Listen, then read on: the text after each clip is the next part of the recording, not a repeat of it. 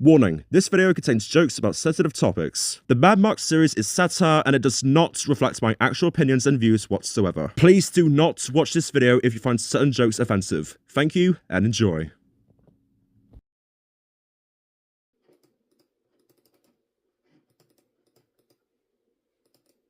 This mouse isn't even connected.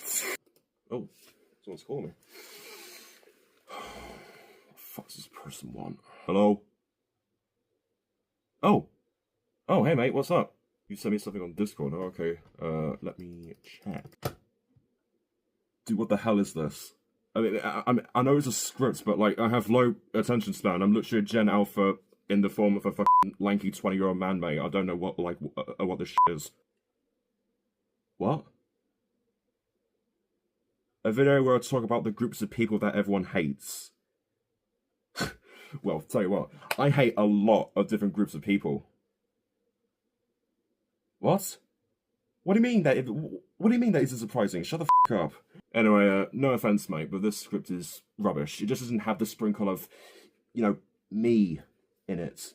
You know what I mean? You don't? Okay, whatever. Well, look, I think we can make this video better. You know, I have some better ideas. Do you want to listen to my draft? I guess. You do? Okay, then. I'll leave my mic on so you can hear. Now, I hate a lot of groups of people, yeah? And I thought it would be a good idea to make a video sharing that. This is basically going to be a video showing the world that the stereotype of rich people hating and complaining about everything they see is in fact true. What? Oh, shit. I'm taking the credit. Yeah, I'm taking the credit because your script is absolute rubbish, and this is my channel, so suck it up. Now, without further ado, chaps, let's get into it. Oh, God, no. Further ado. Jesus, it sounds so fucking gay. So to start it off, e-bikes and e-scooters are a massive problem. We need to stop that, like, right now. These things make hoverboards sort of the first wheel of idiocy. Now, the reason why I hate them is not just because of the demographic of people that use them. You know, the usual suspects, the tall-ass 6-foot blokes with the balaclavas and the black trapstar coats. But also because they just defeat the fucking purpose of what a bike and a scooter is meant to be. Scooters and bikes are meant to be pushed with your legs, you know, when you're riding them. It gives you muscular exercise. But now I have these so-called bikes and scooters with electric motors in them. They're not even scooters and bikes anymore. They're literally just like motorbikes on steroids. Stop it. Just use a regular scooter or a regular bike, you lazy dipshit. Alright, people that hate number 2.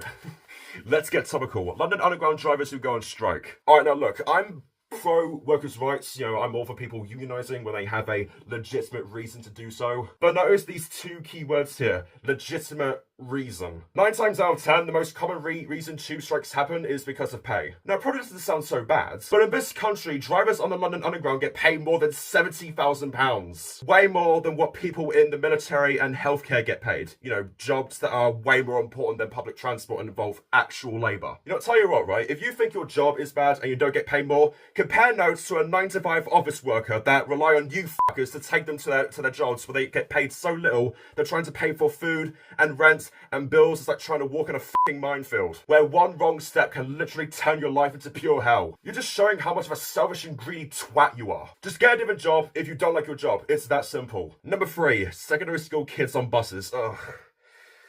Oh, no, kill me. So imagine this, right? You're on the bus, on your way home from work, everything is quiet, everything is peaceful, and then when the bus pulls up to the bus stop, you see a whole herd of little shits in uniforms getting on, and the next thing you know it, boom. Your peaceful bus ride is ruined, and the bus is crawling with autism. Secondary school kids running onto the bus pretending they forgot their Oyster card and the driver just doesn't care and lets them on anyway. The kids sitting in the back seats acting like they're tough, mad, and powerful kings sitting on a throne. I like sitting in the back seat because it makes me feel like I've got a god complex. And so if I act tough when I'm in the back, people will love me.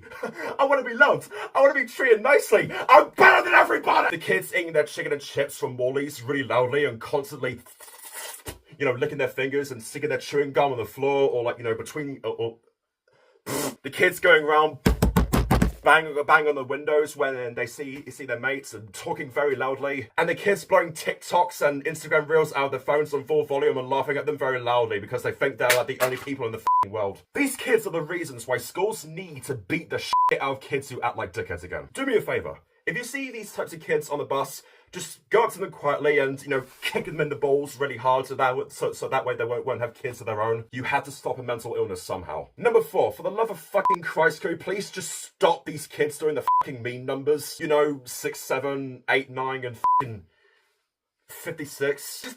Just fucking stop, please. This is what happens when you have a child with severe special needs and you don't give them, like, you know, the fucking medication. Like, I'm generally so fucking confused. What is it that makes these numbers so funny? Like, it's a fucking number. How broken is your fucking humor? Number 5, people who make unoriginal analog horror ripoff videos. But Mike, you have a channel called Finesse Productions where you made an analog horror series called BBC One London Region. That series of mine is inspired and I make it original to an extent. I'm talking about the kind of ripoff analog horror videos that just have like the same fucking style and the same fucking premise from the popular analog horror videos and creators that these ripoff YouTubers are quote unquote inspired by. They're basically a prime example of what you shouldn't do when making videos. Making similar videos from a popular channel because they got famous doing said videos. What's even worse is that these ripoff analog horror creators are so hard their own fucking ass that they generally think they are professional horror storytellers. Like, they think if they could just make a poorly made emergency alert system broadcast on PowerPoint using an unrealistic VHS filter, they think they'll automatically get a ton of views and become the next fucking Local 58. Whoa, wait! You made a video where a news channel got hijacked and a spooky face appeared on screen with loud static noise playing over it?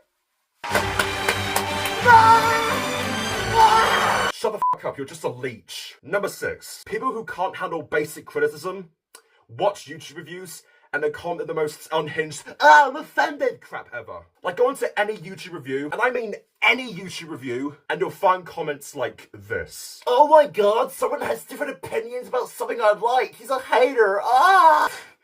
What's even more funny is when they say, well, if you don't like it, just don't talk about it. Okay, well, in that case, if you believe in that mindset, then if you don't like the review you're watching, why are you commenting on the video in the first place? If you don't agree with it, just click off the video. Don't scream about why you hate it in the comments. No one cares about your feelings on the fucking internet. Think about the time you spent writing paragraphs and complaints on a YouTube review about the fucking Super Mario Galaxy movie and wonder what you could have been doing instead at that time. You're so out of touch with your life and you're so goddamn sensitive that you're crying about a YouTube review online. Like, are you a fucking idiot? Who the fuck bullied you? Number 7, people on the internet saying they have mental health problems. 9 times out of 10, it's bullshit, and they're doing it for either attention or to fit in. Especially when you look at the spastics who have their whole ass profiles made in a way to show people that they're depressed or have anxiety or whatever. You're depressed, and yet you've somehow got the energy to make a fucking detailed profile about it.